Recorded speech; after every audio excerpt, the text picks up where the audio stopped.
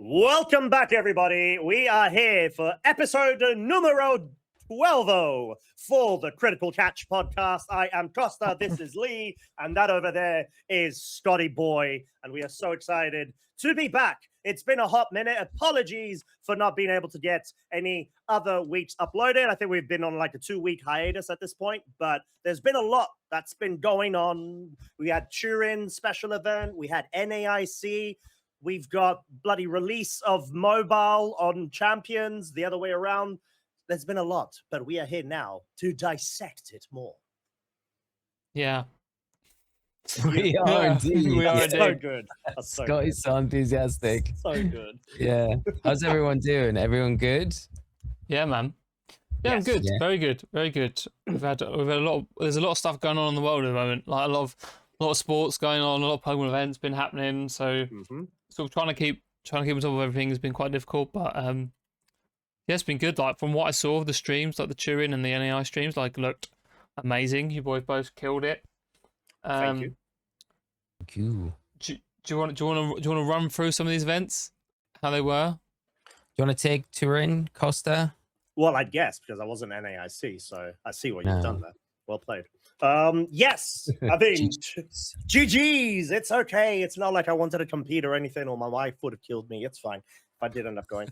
Which I didn't. So, haha, brownie points for me. No, so Turin was at this point 2 weekends ago, if not 3, actually. It was Maybe probably 3 by the time. Three, yeah. Three, yeah. Bloody heck. So it was fun, genuinely speaking. I think for the first ever Champions EU event, it actually went a lot better than what a lot of us thought in terms of just the structure. And obviously we were off the back foot of what was it?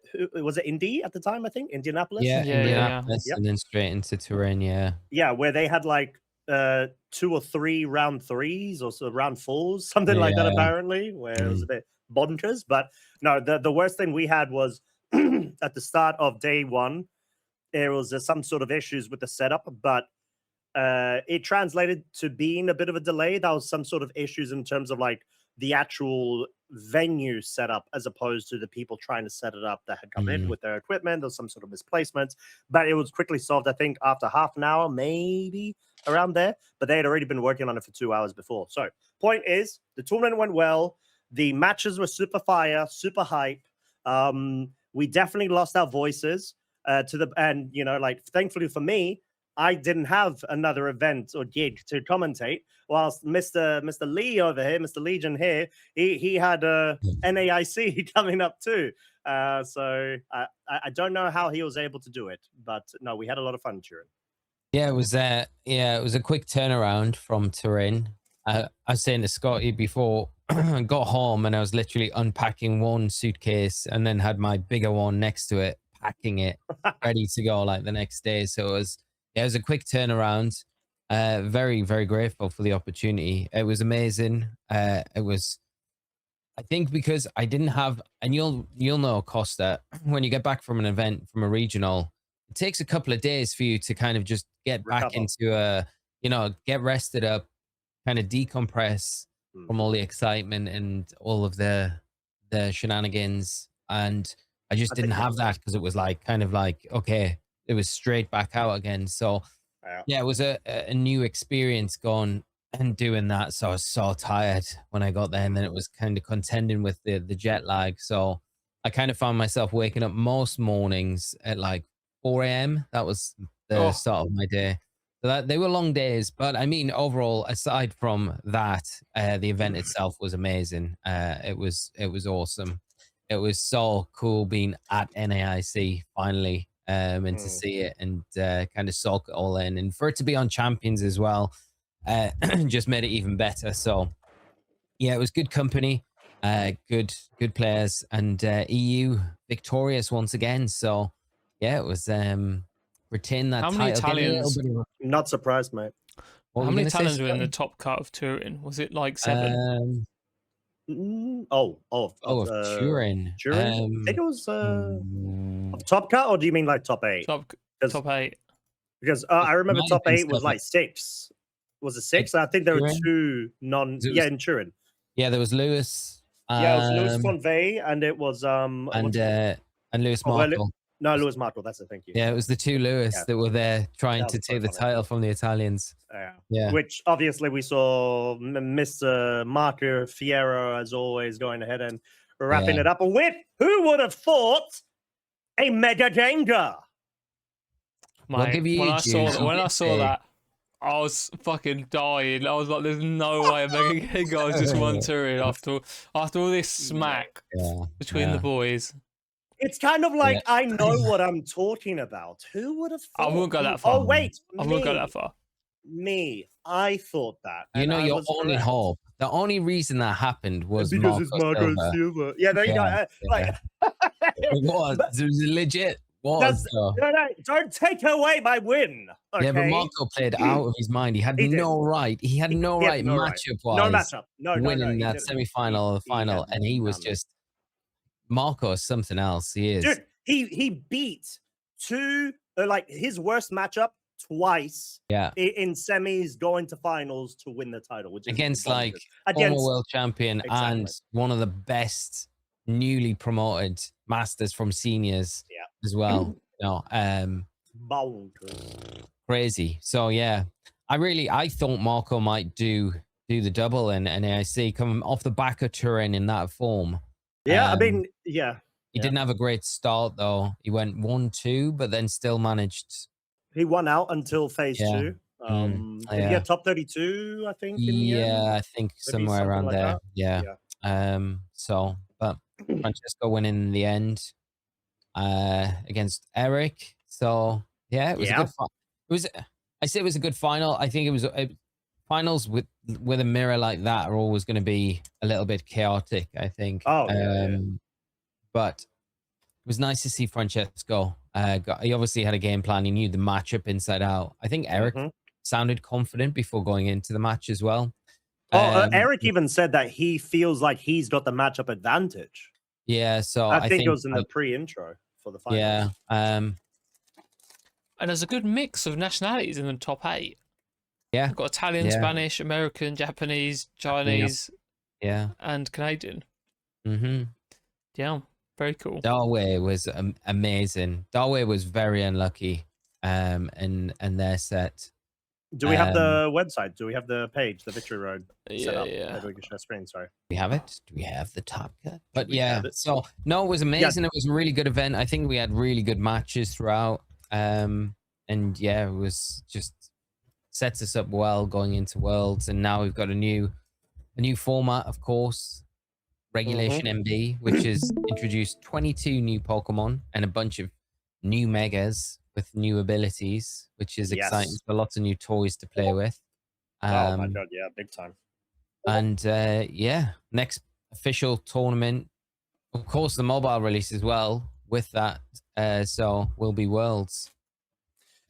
I know. So, and what a way to go about it with the variety of different mons that we got available. I'm not sure because I'm acutely aware we were just talking about trying to get NAIC standings up, and then the league just went ahead and chucked that topic under the bus whilst we're trying to share the website with Scotty Boy and all that stuff. We can go back to it. It's all right. I was gonna say you progress the timeline quite a bit. It's like just give us a second, brother. Sorry. Yeah. No. So I had Jambalaya for the first time, and no, it wasn't Jambalaya. It was what's the other one? Gumbo. I had Gumbo, not Jambalaya. So I had Gumbo. So what the fuck are you talking about? When I was in New Orleans, what the fuck are you talking about? You needed time to kill. Jambalaya and Gumbo. What? Are these? Is this Disney Princess? Mate, you need to get cultured up. I fucking do, but the sounds of it. Also, you need to be quicker than a grandma loading up this page as well, mate. Come on, Jambalaya. I'm so in agreement. Come on. What am I looking for? What do you want me to load? I pinged you, mate. I've had it open, but you started talking about something else. Just pull it up. Just get it up, mate. Come on. Come on. This is like part of, like the motions of broadcast as well. You know what we're going to do. We talk a lot of context about my travels to New Orleans. The amount of smack that we talk and filibuster we have to do on, commentary broadcast is insane. So Scotty's not used to it. Hey, mate, have you pulled it up? I'm streaming it. Check the fucking Discord. Okay, you've got it up there. All right. Fair enough, mate. Amazing. Been there for the last Okay. 10 minutes. Yeah, right, Yeah, sure, mate. Yeah. There we Anywho, go. Great, good stuff, mate. So yeah, this is the top cut. Yes. So I did want to. You did mention C Dave, right? Where they, I think, lost out to Eric, if I'm not mistaken. Yeah. So they had they got very unfortunate crit in game 1, and then Eric adjusted. And I think even if Darwin had won game 1, I think Eric's adjustments probably would have meant you probably won game 2 and 3, but you never quite know, right? It was just really unfortunate scenario, but a very cool team. And yeah, that's Wolf's team there with the Toxapex Hydreigon. Which Wolf was what? What? No, you go on. No, I was going to say Wolf was in really good form coming into the event again. Coming off that Second place performance. Mega Steelix. Oh. That's crazy, wasn't it? Yeah. Oh. Yeah. And Shoma was playing well. So yeah. Shoma was playing insane Yeah. until he ran into Francesco Piopero, was able to clinch it out against the legend himself, becoming a legend himself. So that was great to see. Yeah, I thought Eric Rios knocked out Wolf. Yeah, that's what we're saying. Oh, we're talking about Francesco knocking out Shoma. Oh, okay. And Eric knocked out Wolf. Yeah, Eric played.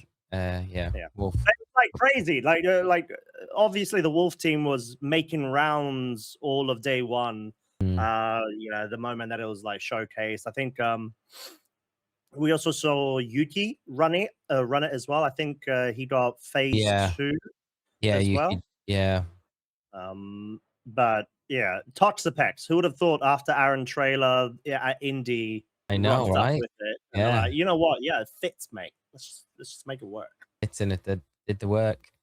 Mate, if it won, I would have freaked the hell out. I'm sorry, but can you imagine a Toxapex winning NAIC or any? It would have been kind of cool, right? It would. Obviously, it would, right? Yeah. It's Wolf, so if anyone's gonna do it, clearly he can. Yeah. That's crazy. But there was a good mix of teams. I think there was obviously a lot of Charizard, Mega Floette stuff. No Mega Gengar in the top cut though. It already got the title that it was prophesized to win. So the one, that one. Yeah, that it was prophesized to win. Yeah. Marco. Polo. Oh God. Anywho, but yeah, no. Now, seriously though, how was it being at NAIC with the casting? You were with Sierra as well. Yeah. How were the vibes? You guys did a couple of finals matches too.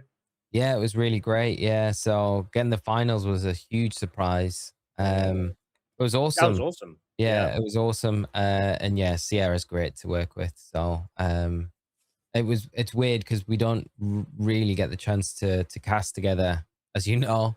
Yeah. I've been on NA team, maybe on EU. But we seem to get put together a lot for the bigger events when we're both there. And, we've cast together a few times now. And it just feels like you kind of just slip into the mode. Yeah. And it just, I didn't even feel like there was any dust to kind of brush off even at the first few games. So it was really good. Just eased in. I think the minor things always myself, but I'm quite critical of myself always.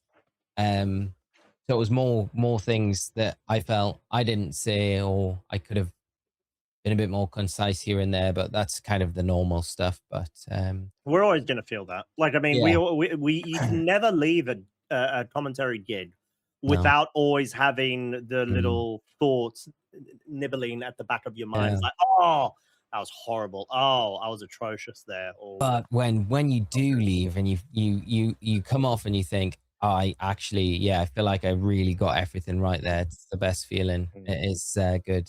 There's a few games on day 2 I felt really happy with, but of course with the size of the team as well, you don't get as many games at these bigger events, which you wouldn't think would be the case, but you're rotating in and out quite a lot, so you're not on the desk as much as you think you might be, or maybe viewers might think you are, but yeah, it was just incredible. It was great working with everyone. Was it the first time? Yeah, it was the first time working with Len, who's awesome. Yeah, Len's great. He's got such a good mind for the game as well. He's our non-EU based Jamie Boyd. Yeah. At least how less I see like less cracked with the ideas. More stable. Do you stable, mean? Yeah. Way more stable, I think. Yeah. Well played. Okay. Yeah. Probably more of an equivalent to Marcus, I would say. Yeah. Jamie's just too crack ideas. Yeah. We saw his team at Turin, right? Turin. Yeah. He went Jamie's in his element at the minute with these closed decks. He's having a good time. Gravnosis, I think we were talking about it on the weekend of Turin, where at least the first time I met Jamie was going up against him at a Manchester Cup. Back when they used to be called cups. Sorry, not cups. Mid-season showdowns, MSSs. And he brought a Mega Alakazam Gengar, Mega Gengar as well. So he had the dual Mega choice. Yeah. And it was Gravnosis then as well, which was so... With Hex, wasn't it? Yeah, with Hex, exactly. Yeah. With Hex. It was so intoxicating because... Toxic. Me and you were joking as well. We were like, please, like, is that opponent at this brand new format's just come out, and you sit down and you've prepped so well with your team and you feel confident going into the tournament, and then you sit down across from Jamie Boyd and you see a weird and you think, what the fuck am I doing? What is this toxicity that you bring to this tournament? And then he goes for blind hypnosis as well when he has gravity. And I think he said, I saw that. Mate, he said he got like 8 out of 11 or 12 or something like that. It was like, and to be fair, he could have scuppered your Gengar plans really, because his match against Marco was very, very, very close. So Jamie might have progressed on. I think it would have been interesting to see like the alternate timeline. If Jamie had moved on, would he have went on to win? Or I mean, if he did, it would be amazing. Obviously. But it wasn't prophesized to be this case because I had prophesized Mega Gengar to be winning. Yeah. So to be fair, I think he probably would have got stopped in his tracks in Top Cut. I think there was too much solid balanced stuff there. But that's kind of his bread and butter, though. But with really high level players, and I think one of them would have probably got his number. I think. Because you got to look at the difference of the Pokemon as well. Yeah, he's got these gimmicks and stuff like that, which is what gives him the edge. But when you've got I don't mean that in a bad way, but it does. No, I was choking on my pond there, mate. I wasn't trying to make fun. Okay. But then when you kind of like, you have those higher base stat, generally good mons, right? Killing Costa. Costa's looking forward to clipping this. That gives them the advantage. Anyway, we'll move on. We'll move on before I kill Costa anymore. Please do. Yeah.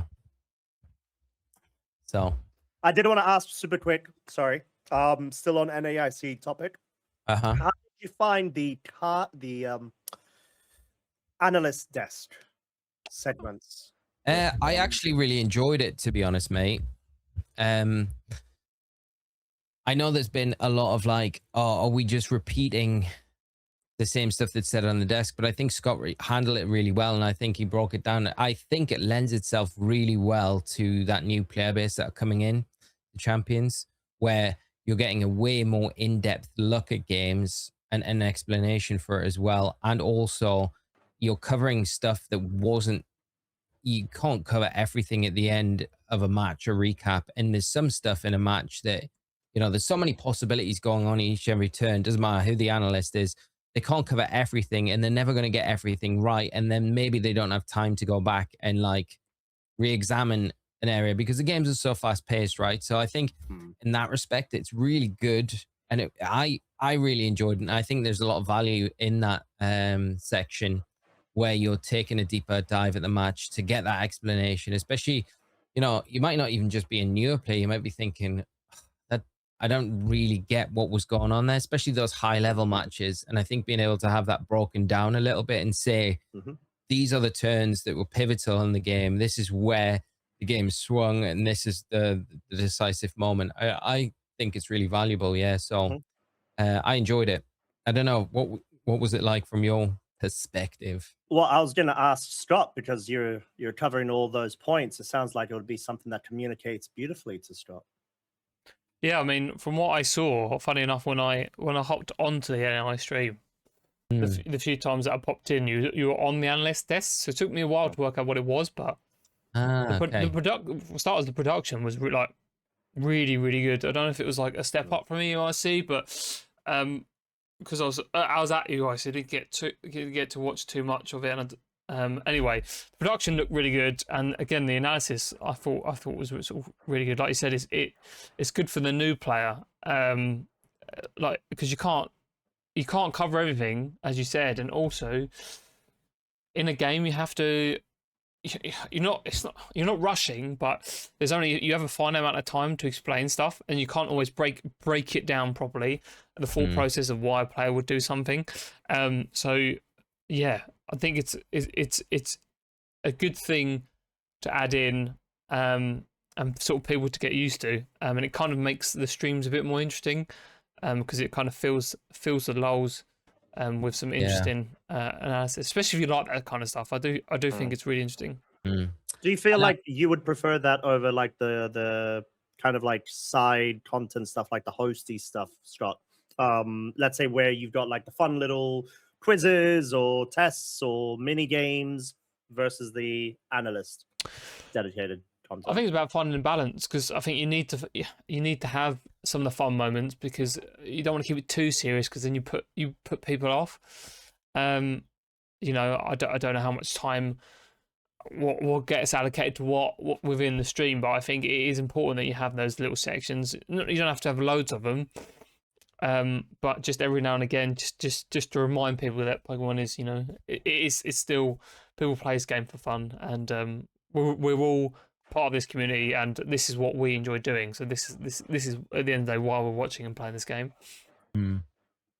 Yeah, I think there's definitely opportunities, because there's some games that you're gonna have where there's not a lot analysts, to required, because the game's either very straightforward or it was a whitewash, or there's not really too much to dive into. So I think in those instances, that's when you could probably mix in a little bit more of the whole stuff. But I think as well, now I've noticed with champions, especially Turin and NAIC, the time that we get in between matches now, before like game one ending and game two starting, that period of time that we get is so much shorter than what we used to get. So you've really only got time, and it was only like after the fact that NAIC I was really thinking about, and I think, wow, you really only have a snapshot. So you've got to really make sure whatever you're wanting to say there is like really concise, really like on point for what is potentially about to come, because you don't get any time. Like I remember when, back in like Sword and Shield, you'd have like nearly 2 minutes to discuss like game one going into game two and the possibilities what players could do. Did shorten in Scarlet and Violet again, but it's shortened down even more now, so that time is finite. So yeah, I don't think there's as much room to take those deep dives on the desk anymore, which is probably better from a viewing perspective, where it is kind of like it's straight into the game, we're seeing the action straight out, and then interview, analysis desk, and then back into it again, and that kind of that loop continues. So it removes the fluff, right? Yeah. From a view, like you said, from like the mandatory fluff in order to progress to the point where you can actually start observing the game. Yeah. And that's where I guess the analyst desk comes in, where it can be able to supplement a bit more of that. But I definitely did notice it when we were casting at Turin, Lee, where I was sort of thinking to myself, okay, well, wrapped up game one, cool. Going into game two, and I took the conscious, let's say, decision to try to like force certain questions onto you, like at a quicker rate that we normally would, just because I'm like, oh, okay, we're not going to have enough time to cover this based off of the thing. Let me just try to get straight into game 2 mode going and forget about game 1 as much. Yeah. You know what I mean. And I think when you know, you've got that analyst desk there, you've almost got room to be able to just do that. And if you just pulled a jambalaya, like, why are you watching the side stream? The other screen, I was going to look up champion stuff, and I had it open from when you were talking about jambalaya earlier. So, context for anyone listening, I'm mid-sentence, and I've got the side stream for the pod open, which is not viewable to anyone on the pod, and I just see, what is jambalaya? And then jambalaya come up on the side. So, yes, Scott, although he had a little bit of a mate, we moment lost before. No, he's definitely interested. Oh yeah, for sure. We lost Scott's attention. It was gone. It was only focused on jambalaya. But now it's on champions in order for him to backtrack. So he could like say, hey, you know. That's where I was going. Yeah, sure, mate. But overall, I think a really smooth show from start to finish. There wasn't really any hiccups throughout the weekend. I think everyone that was there did a great job. And yeah, it was really good from top to bottom, mate. So yeah, successful all in all. And like I say, it was good to see the Europeans get to the final and get a little bit of revenge after EUIC. Oh yeah, it feels like it's the back and forths of revenge between NAIC and EUIC. Where what was it last season? Last season we had Wolf beat Dill, right? Dill, yeah, and then finals. We had Marco Fede. That's it. And then we had Paul versus Zachary. Now in EUIC, and now we had Francesco versus Eric. So it feels like the back and forths. But so far, you know. Consecutive years, all EU finals in NAIC. Yeah, that's pretty lit. They got to step it up. I think it's, I don't know, going into Worlds, I feel like Japan are very strong. So I think it's going to be hard for the rest of the world to take. I think it's great that we're seeing like more and more Japanese players come over to the West to play. Yeah. Like, it seems it's so common now, whereas before, well, I mean, they don't get money, but they can get points, or the other way around. The other way around. Yeah. So because they're not part of the TPCI circuit, they cannot get championship points, but they are entitled to prizes and the direct invitation if they win. Yeah, it's great. I think it's fantastic that we're getting this kind of representation. Yeah. Because I guess it's nice for them as well, I guess, because as those who don't know, the format's very different in Asia, especially in Japan. It's kind of brutal to try and qualify for Worlds and stuff. So having that freedom to try and qualify by other means by going to other events, obviously you need the funding to do that. But it's cool. We get to see great players sort of traveling to these big events. So 100%. Indeed. And I guess that's the beauty of it, right? That's why there are big ICs, international championships, and all that. Try to get all sorts of different people, not just the hosting event. But I did want to then obviously go on to the topic of Regulation MB, my baby. So we got the rollouts of both the rule format as well as the mobile launch that was escorted by it. And the reveal was, of course, at NAIC, which was pretty hype. Wait, what did it reveal? No, ignore me. I'm thinking of another reveal. No, we're going back to this reveal. Regulation MB, it has a lot of returning Pokemon, but also a couple of new ones. Finally seeing the double Raichus coming into the screen, which is lovely. Yeah. And, you know, figuring out how paper light they are. No pun intended. 22. I was expecting a lot more than 22 to be added, but that's what we got in total. Um, Mate, I got absolutely wrecked by Mega Electros when I went and played a game on mobile. I was like, what? did you? I didn't know what it did. Wow. Yeah. What did you have? What team were Elevate. you running, mate? Oh, Elevate. No, Elevate. Yeah, that's it. Elevate. I appreciate that pun. That is nice. Yeah. It's a very strong ability. Yeah, it's sort Struggles of like a little bit though. It's wish it was it's a little bit got faster. beast boost. Yeah, While it's a bit slow. It's slow. Yeah, no, it's not the best. It No. feels bad. Like the ability is amazing. It's just Mm. not on the right Pokemon. I think it's got a lot of potential. I think if the build's right, I think it's going to be a monster. Does it get coil? Yes. It Yeah. does, doesn't it? Yeah. It's coil. I just see that in the trick room. Coil, maybe. Maybe. Maybe. She's not slow enough either. Like it's, you know, because I think now we've got like Sylveon's quite popular, Gambit's still popular. You've got Mawile as well that's like being played pretty heavily as a trick room mon. Torkoal's picking up a bit of use. Early days. Yeah. I think things will settle down as we get further in. But yeah.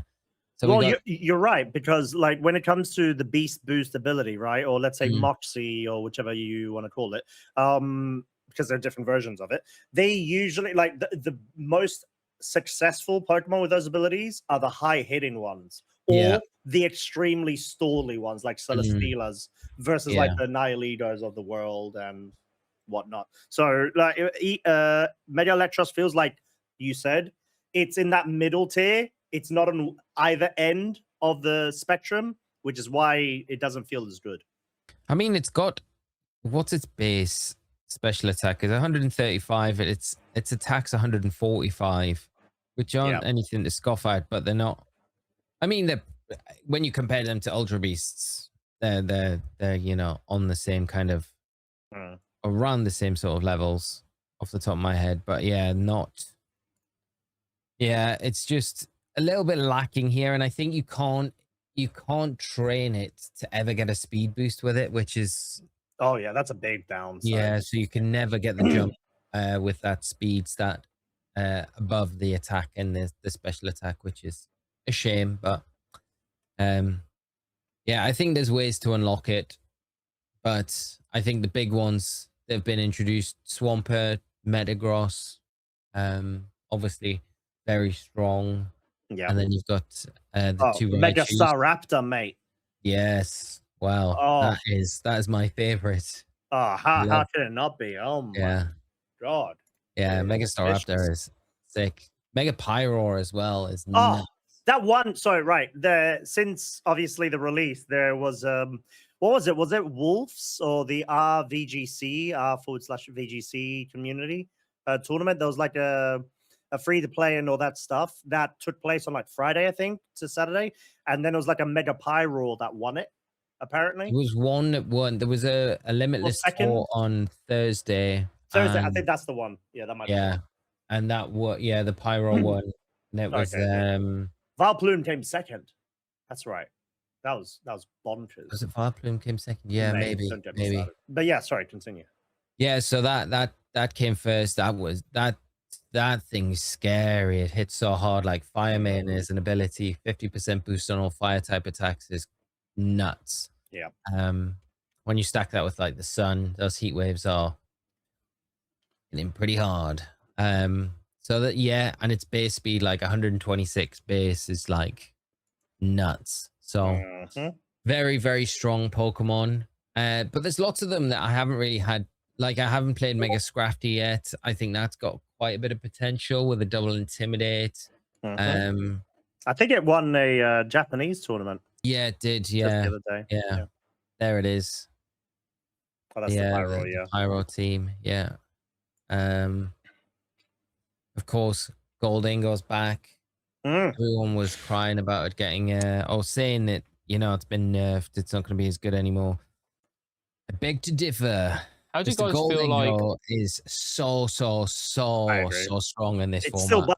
It's still so busted. Yeah, it's amazing. It's nice to have it back. I feel like it gives you a little bit of a leg up on a lot of the big threats in the format. Pascal Legion's not really got a check though. It's still performing really well. How they didn't nerf Last Respects, I don't understand, by the way. But yeah, although we do have Houndstone now. with Sand Rush last respect, which is kind of funny. So we might see a surge of like sand teams with that mixture of that and Excadrill, which is kind of interesting.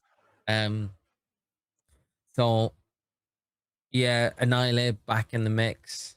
What other megas have we got? We got Dragalge, Mega Sceptile, Mega Sceptile. Yeah, gets May, Earth now. Earth Power, Lightning yep. Rod. You're done. Yeah, Mega Raichu Y though is really, really strong. Like it's very squishy, but it's actually I was surprised. I've had a lot of fun kind of playing around with it. The Zap Cannon is nuts, and then the Focus Blast, just being able to like nuke because it's faster than Pyro. And it can pick up the one shot against it, so it's got potential to be very good. I think. It's just you've got to take very good care of it when it's on the field because it's not taking many attacks. Well, 55 base defense and Mega Kangaskhan Fake Out deals about 70%, 75, which is telling. Yeah. But yes, you're right. It does have a lot of good potential for it. It gets D-Gleam as well, let's not forget. So yeah, trying to put on its Miraidon cosplay a tiny bit. A little bit. Yeah. We shall see. Well, Sorry, Scott. I think you were going to mention something before, Strutty Boy. What are you going to say? I was going to say, it feels like there's a lot. I don't know. People always say there's not a lot of variety. Every season we play, it's like there's not a lot. I mean, that's just a standard thing of like, it's like living, breathing. But what I was going to say, does it feel like? I know we haven't really had a lot. We've only had a quarter of the season on Champions, but it feels like there's. Seems to be a lot of variety. I know, again, as you get to the top tier, it narrows down. The meta picks tend to show themselves, but there's a lot of fun stuff that seems to be viable that people are messing around with. It's just really refreshing to see. Yeah, 100%. You've nailed it. I think even at an upper level, I think there's still a lot of room for innovation. I mean, Wolf's a great example of that. Right? Is crazy. There's a lot of room to be. I think Wolf said it really well. If you're wanting to build with your favorites, you need to just understand the format, and then you can build so they work in the format. Not everything's going to work in the format, but there are going to be things that have not been looked at, and they definitely have legs. You need to support them in a certain way, but yeah. I think we've got a nice mix, and then obviously the new items coming back as well as kind of give big advantage to a lot of Pokemon that were already in the format and new ones as well. Like Life Orb's huge, Grimmsnarl, Light Clay. That's another one. That's a banger. But not only that, it opens up Sableye, opens up Alolan Ninetales for Light Clay stuff as well. But you're right, like the items really do make or break a lot of the meta because it just makes things viable or just absolutely oppressive. Yeah. So you've got, it's interesting. I know the first VR tournament over the weekend, Lewis Markle won with the team that they ran in Turin, which was just Mega Floette. So,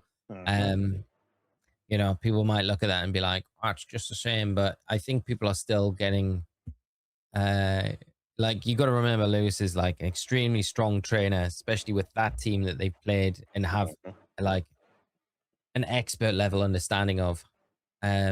And people are still trying to figure out the new stuff. So there's that as well. So I think, there will come a time when these new introductions will start making a splash. Like Mega Metagross, I think like it's just a matter of time before that thing just starts to dominate because it has to be. It's just that good. It's that good. Like Tough Claws, boosted Psychic Fangs, which breaks through screens. It's like a truck. I think it does like 70 or 75% on like a bulky Pelipper, which is bonkers. Crazy. And then obviously it's got a really good speed tier. When it Mega Evolves, it has the clear body before it Mega Evolves, so it's immune to Intimidates. You could get all sorts of shenanigans with coaching by its side if you really want to, like Sneaslers. So you got options. You got so much. Got a great move pool as well. Yeah. Or you could be toxic, and if you go on ladder, just run Choice Scarf Explosion or Life Orb Explosion next to Mimikyu, and then just go for TR mode. Yeah, you know what I'm waiting for is the body press Iron Defense Metagross, Mega Metagross. Oh my god! Oh, mate, no, I've already seen body press starting to be ran. Yeah, which is crazy. So I think it's going to be strong because then you Iron Defense, and you don't care about Garchomp and Gambit then. Yeah, and yeah, you just delete things. Delete. Shift, delete, please. Trying to think what else. There's a few interesting ones that I want to try. I don't know if they've got much legs. Mega Phalanx feels pretty. I feel like that should have been introduced last format to give it maybe a bit of a chance. It might turn out good. There's Mega Bob Baracle as well. Yeah, it's a fighting rock. Fighting rock, yeah, and it drops the water timing. Yeah. It's kind of interesting. Mega Scolipede, which has got good stats. Its HP stats terrible. It should have got coil. Yeah, and its ability in Mega Shell Armor just feels like it's almost had the Embo treatment a little bit. I wouldn't say to that extent. I think it's definitely a winner versus Embo. When you're looking at like they give Contrary to Staraptor and they give Shell Armor to Scolipede, it's like, yeah, I agree. No, but but then you need to think about the fact that Mega Malamar also got Contrary. Yes, it did. So it was a useless Mega with its stats nowhere near as good as it should be. No, underwhelming. Very true. Yeah. I've seen some fun things with Malamar and Goldingo, the skill swap. So you skill swap the Contrary onto Goldingo, and then you just make it rain spam, and every time you make it rain, it gives you +2 rather than -2, and you just carry on. Wait, does that work? That shouldn't work. If it doesn't work, self skill swap works. Of course, because it's wait. Yeah. Oh, wait. Sorry. Which one is performing the skill swap? Dango. No. Malamar. Yeah. No, that shouldn't be able to bypass Good as Gold. I think it's because it's onto you. Oh, I see. Okay. Like you said, it's self-targeted. Yeah. No, but you still need to target it with someone. Hmm? No, wait. That doesn't make sense. You still need to target. So you're Malamar, right? You got skill swap. You got your Goldingo next to you. Yeah. You side skill swap into it. Yeah. You side skill swap, implying it's not a self-targeted ability only. You have to target, like select a Pokemon target, right? Mm-hmm.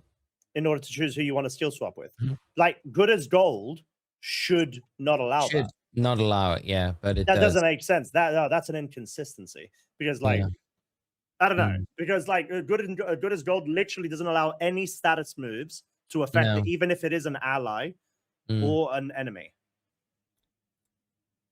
I'm pissed. I'm not happy with that. Well, I haven't played it myself. I've only seen clips of it online, and I'm like, fair enough. That's wild, and I want to try it myself. So. Yeah, I bet you do, mate. Yeah, because you could potentially just run a really slow Goldingo and then just, Trick Room. Oh my god, skill swap, right. And then can you not run like Mega? Oh no, you're right. Yeah, you're right. Damn. Yeah. Okay. It's pretty nuts. Let's have a catch up after the pod. Yeah. Let's check it out. Yeah. I'm down. I think it'd be fun. It's if that interaction, because I was with you, but then when I've seen the clips of it, I'm like, well, it has to work because you can't hack hack champions. So you're right. Unless somehow they gave skill swap to Dango. No, they didn't. Okay, cool. No, they haven't. That doesn't make sense. Anywho, right. But of course, it's 95% accurate now. I've had a couple of games where they've stalled out to hopefully get one target knocked out and protected the other, and it's missed the target that was left open, which meant the next turn you get the +2 on both of them, which is it's got more variance. I think they should have just left it as it was, to be fair, but I didn't think I think just the -2 was fine. The -2 is, in my mind, yeah, that would have been fine. It's just creating all of these variables now that I think, like, although it could go in your favor, it could also go against you as well in a lot of scenarios, you know? It's funny. It is. I mean, then just like nasty plot a couple of times and rely on Shadow Ball and pray there's no normal type on the other side. Yes. There Like, is that, yeah. yeah. Yeah. A more No. consistent way. I of doing it. guess. But Yeah. still, like it is interesting. There's all variety of different stuff going on, but Mhm. also alongside all these different megas that are introduced, like we said, mobile release. So, Lee, you said that you've experimented a bit on Le Mobile. I have Yeah. also. I've been playing pretty much nothing but mobile, to be Have honest. you? Oh, Yeah. Exclusively on mobile. look at Yeah. you, a Yeah. convert. Well played. I love it. Yeah, really love it. I think the interface really good. It's been it's like all intuitive as well, how it works with the touchscreen. Everything feels very easy, very much like it was probably built for mobile and then ported to the Switch rather than the other way around. At least that's kind of how it feels. And it's been really, from my experience, I haven't had any issues. So it's all been really smooth. So yeah, very, very impressed by it. And I love the fact that I can be like, we went to the beach yesterday, and on the way Yep. there, I was like, oh, I can have some games in the car on the way because I wasn't driving. So I was like, I can just Hey, play on ladder while we're on our journey. I'm like, this is awesome. So for those sort of things, it's ideal. that is pretty cool. I'm not gonna lie. Mm. I think I experimented. I've only played like one set so far, and it was when I was on the train, and I was like, "Yeah, go on, give it a shot." Obviously, train Wi-Fi and mobile connection is infamous for being absolutely trash. But for the casual battle that I played, I did find it quite intuitive as well. There was the I think we were talking about it before, the double click, so it forces you to click twice on a selection input just to make sure that you don't, cock up Misclick. or misclick, in any way. Did you experiment with it much, Scotty Boy, on your side as well? Like I said, that was a main thing that I wanted to test out, really, because like, what happened because obviously you can hover on the Switch because you have the Joy-Cons without clicking on anything. So I wanted to see how you would do that, and that's obviously their solution for it, and it worked. Like you said, it was very intuitive. I tried it on my iPad as well. It worked. In my opinion, it seemed better on the phone. Okay. Don't know if that's because it's like is that resolution stuff, maybe? The scaling on the iPad's kind of crap, and I think I don't know. Really? It's clearly designed for a phone, but it works fine on iPad. So I think I'd still prefer to play with a controller. But the fact that, like you said, I think the biggest thing for a lot of people is the fact that you can go and practice on your phone wherever you are, rather than like going into Showdown, and Showdown doesn't scale the best on your phone, and it's just yeah, it's true. I mean, I love the idea of going to a tournament though, and just having your phone with you, sitting down, plugging it in, and then just playing the match. You know, I agree with that. And you know what I hadn't thought of? I was like, how are they going to potentially stop, or if they will allow, a full out screen recording from your mobile whilst you're playing?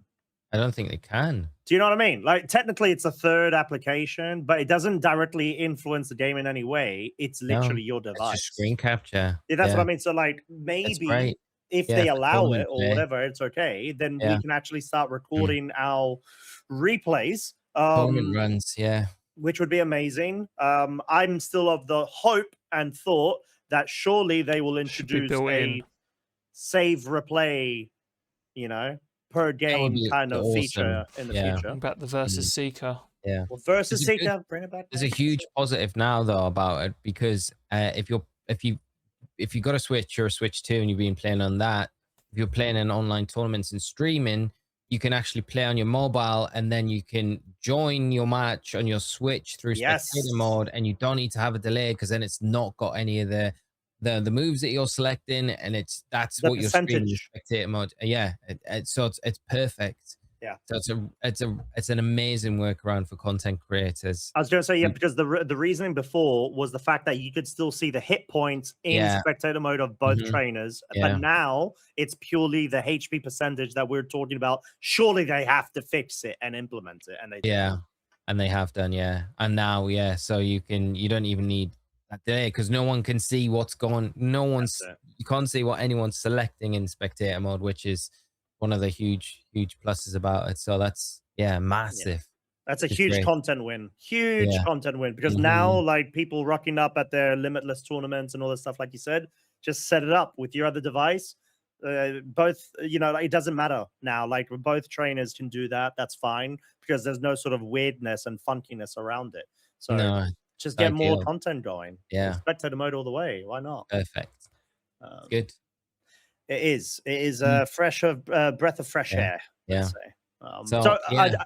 I did want to cover super quick Mhm. something that I noticed. I don't know if you guys noticed it as well when I was experimenting a bit with the mobile app yesterday. Guess how many downloads as of yesterday? Ooh, that is good. I have no idea actually. Really interested to Oh, hear. oh yeah. Give us a guess. Half a What's mil. an average? What's like an average for a decent-ish like mobile game? I will As a check reference. Pokemon Unite because I know we knew this fact. We spoke about it in a previous Unite's a pod. lot. Unite's It is a over lot. 100 million, I think. Is it? What, in Oh the my first week? lord. Oh, not in the first week. No, I think total downloads. All right, let me Between 50 and 100, I'm sure Unite is. It'd be good to know what Unite's was in like the first week. I agree. That is what I'm going to And try. that comparison will be that would be pretty huge. Yeah, That'd be lit. I think it's going to be a lot considering that when you think to that first tournament that we had, the warm up tournament, there's like 700,000 players entered that, and that was just on Switch, right? That's true. I hope they do another warm up tournament soon to be like, if you're new to mobile, let's get you involved. Well, hopefully they do. We know that at least there's the Scrawl tournament that they're going to try to like reward how much thousands of dollars. Again, it's going to be the Scrawl tournament encore, I think, where they're going to have mobile, access and stuff like that. Do we have a number there, Study Boy, that you're already looking at? Oh, hello. Let's see. What's this? I don't know when Unite come out on mobile. Yeah, I'm going to try to search on the side. Now, Unite has, like you said, Lee, 100+ million downloads, which is also insane. So, Pokemon. Okay, 100 million in total for its lifespan. And Unite came out around Sword and Shield time or Scarlet and Violet? No, Sword and Shield, didn't it? End of Sword and Shield. Yeah, it did. Mm. Okay, so... I will try and find out that number from the first week. I think I may have found it out. Oh. So, Unite officially launched for mobile devices on September 22nd, 2021. Within its first week of availability on iOS and Android, so both, the game surpassed 30 million downloads globally. Wow. Which I did not expect. That's a lot. The only thing I would say about this release is I didn't see much promo about it. No. Which kind of felt a bit, I don't know, like anticlimactic. In this hyper release as it was on the Switch. I feel like the Switch release felt bigger than this mobile. I felt like the mobile one would be the one where it's like take off. It needed to be met at least as a minimum, right? Yeah. So, because I think that's a really good point. And maybe it's because of the fact that they were hoping for the regulation MB to be the big big factor kind of vibe of please download. Because at the moment they don't have any events to try to, popularize. We talked about this, didn't we? Yeah, we did. We got the World Championships coming up, but that's invite only. Yeah. Okay, so 30 million for Unite in the first week. I'm going to say 60 million downloads. Oh, wow. In 1 week. It's not that high. It's not always that high. Okay, what do you think, Scott? that reaction makes me feel like it's nowhere near that amount. I'm not gonna say nothing just I yet. think boy. my original guess was low, maybe like 5 million. Okay, so Scotty boy, 5 yours 5 million. million. Yeah, I don't think it's gonna be that high. Okay, if we Only based on didn't, the fact that I've seen no promo of it whatsoever. But the only reason I knew that it was dropping was because that we found out, and that I'm in the scene. None of my friends knew about this dropping, so. Okay, if you could try to go back to a time when you did not know the numbers of Pokemon Unite, what would your guess have been? Because I think I heard Scott say 500,000 Yeah. before Unite. I don't know why I've got 30 million in my head, but that's probably the Unite number. That is the Unite number. Reverberating around my brain. I don't know. I really have. It's not something I look at in regards to like mobile download really on release. So I'm not really. Yeah. So let's just say I'm way off the mark with 60 mil because it's nowhere near that. I'm guessing. Correct. Yes. Yeah. Nowhere near. Okay, I'll take a more reserved guess. More modest. 3 mil. 3 mil. 3 mil. Okay, 3 so mil. 3 mil. Scott said post 57 Unite. million less.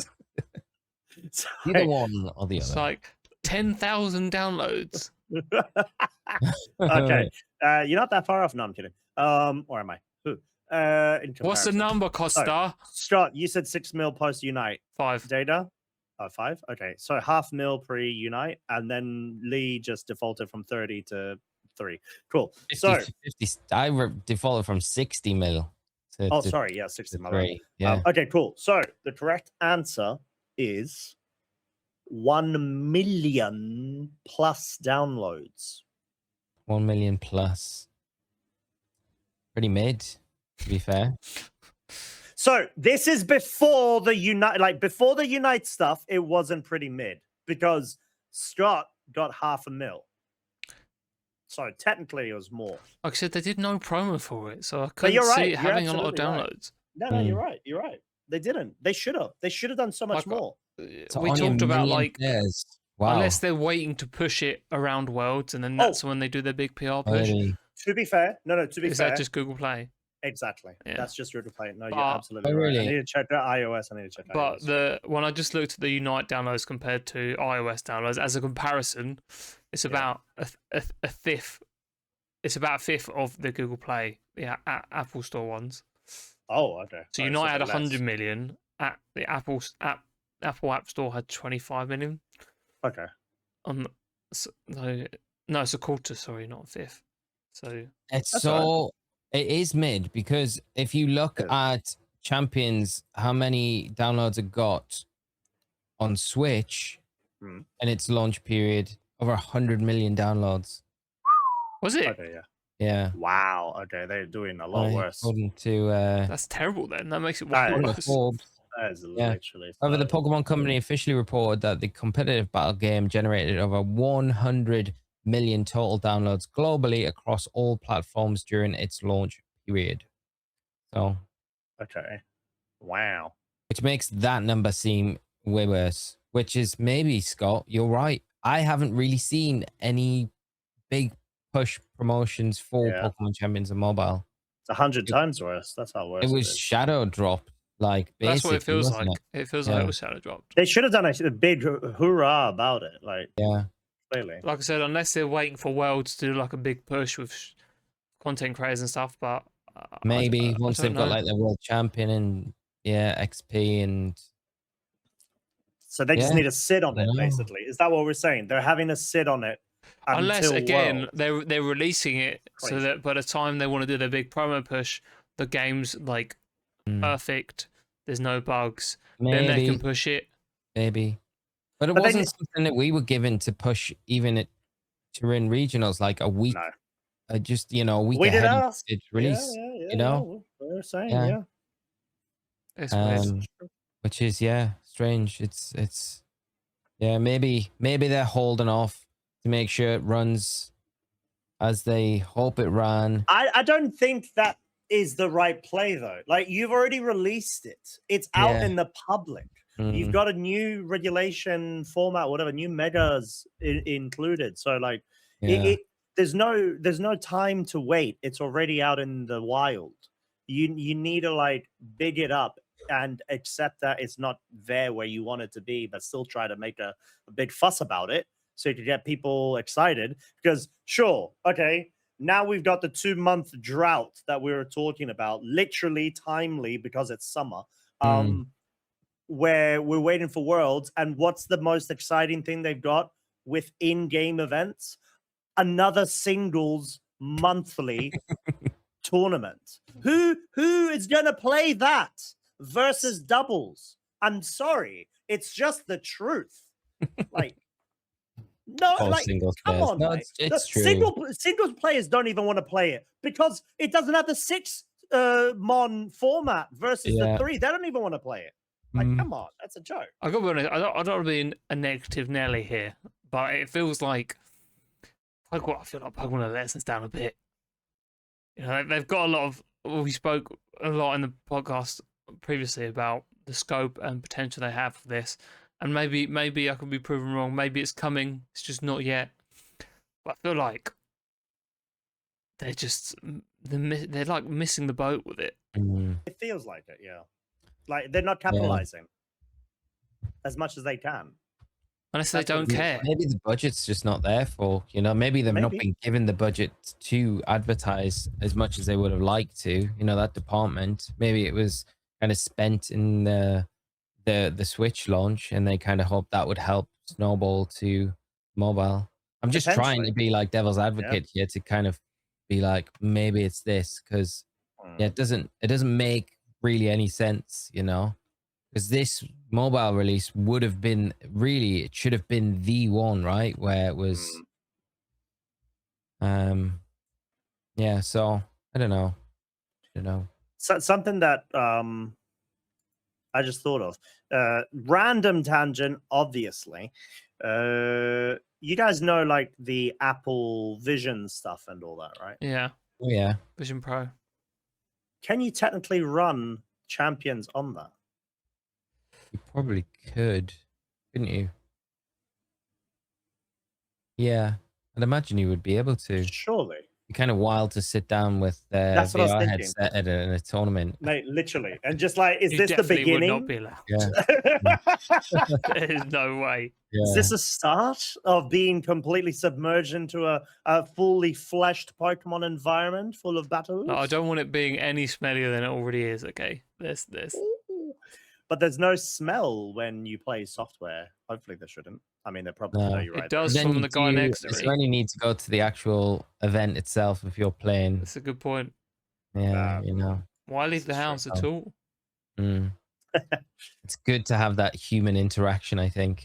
No, for the humans aren't worth it. Let's just go full vision, baby. What I would like is like the Yu-Gi-Oh anime holographic battlefield. Mate, that'd be so good. That's what they need to work on. You're asking for too much. Of course That's I true. am. But forget about the VR thing. Just have some like holographic thing where we can throw out a Pokeball and it's a Pokemon comes out and it battles just like in the anime, but it's more like champions battling, and we Take shout my money. commands and shout, you've activated my trap card. Run IP.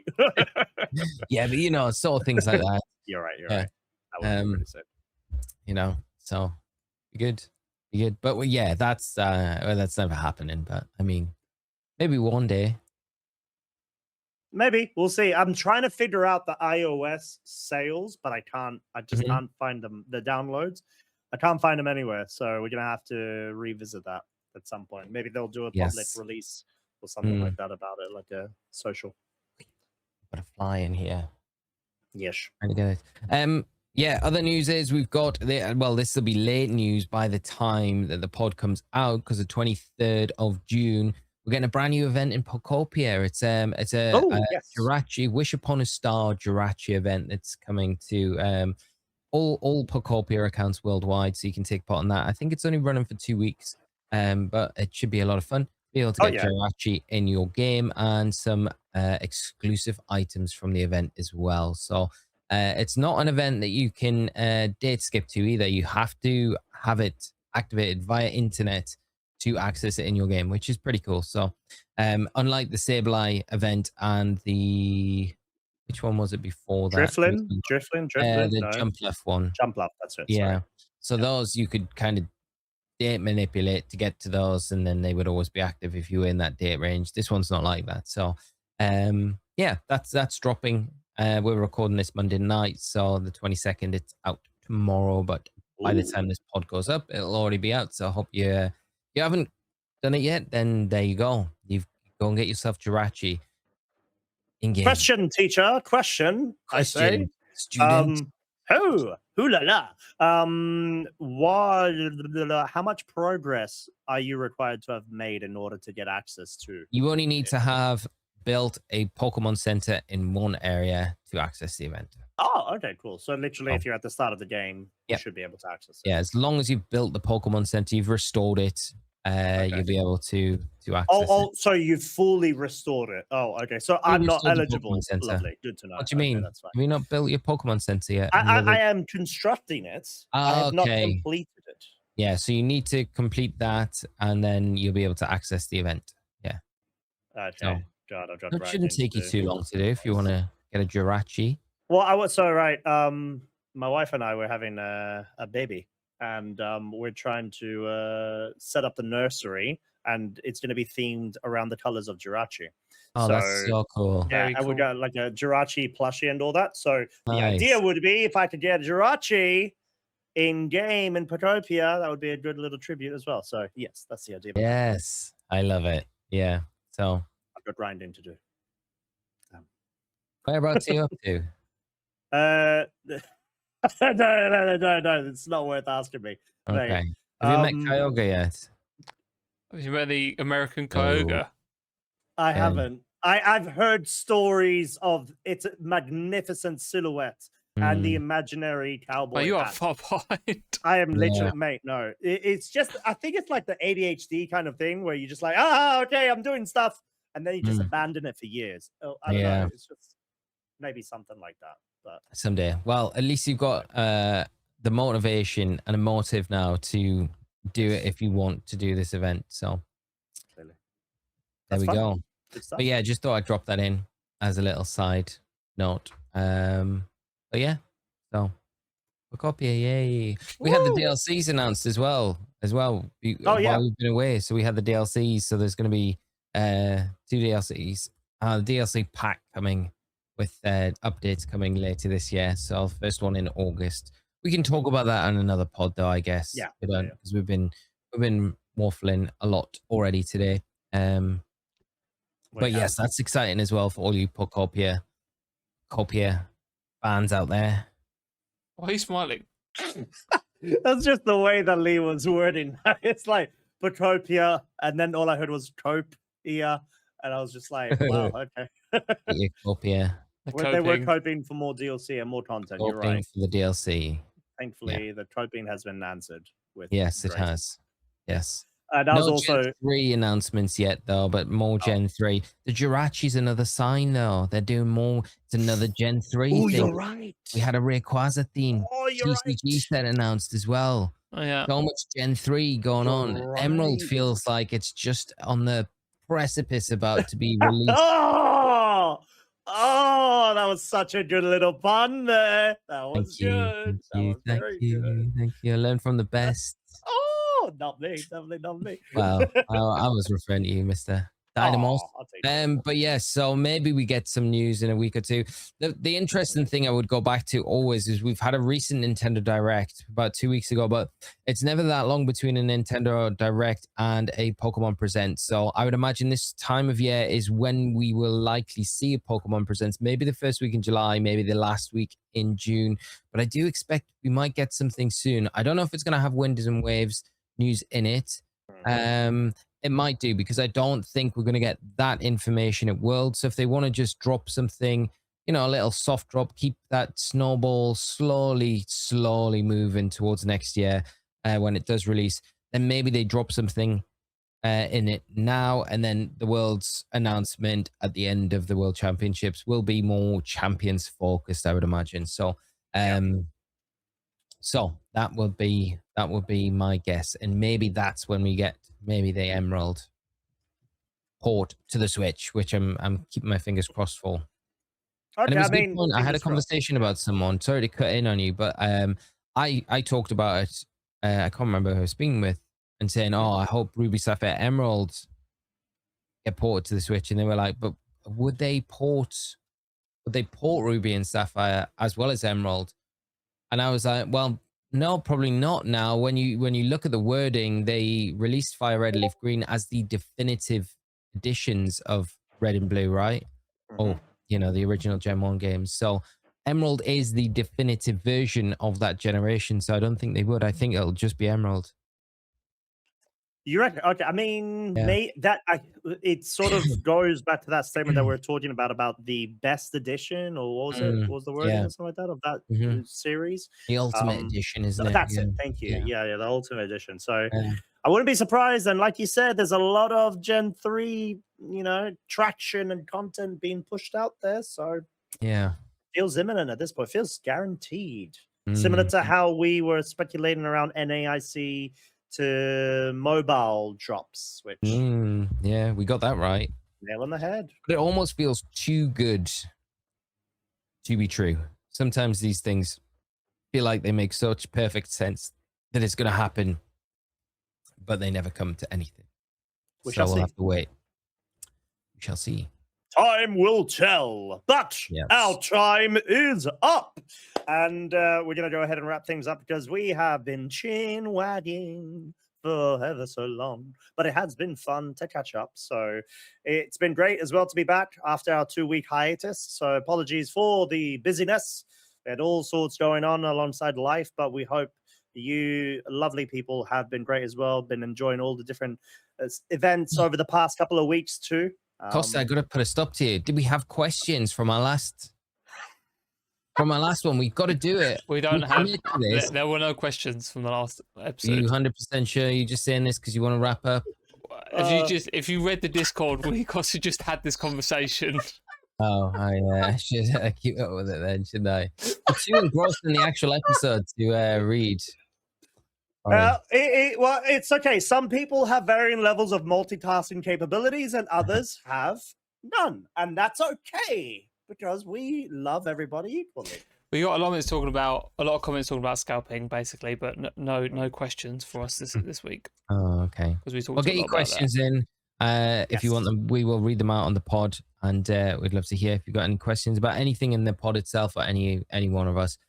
Back to you, Costa, for the wrap up, my friend. Sorry to interrupt. I just didn't want to forget our amazing listeners. No, you're right. And you know what?